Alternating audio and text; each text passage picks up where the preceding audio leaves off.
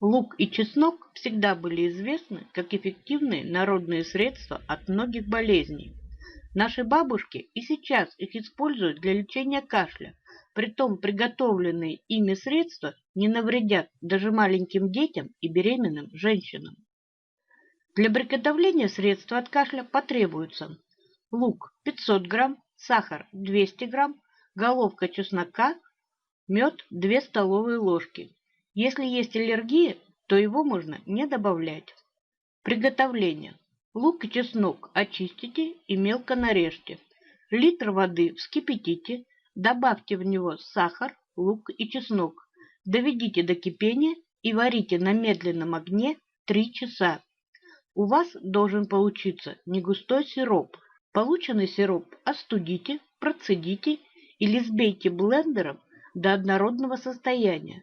После этого добавьте мед.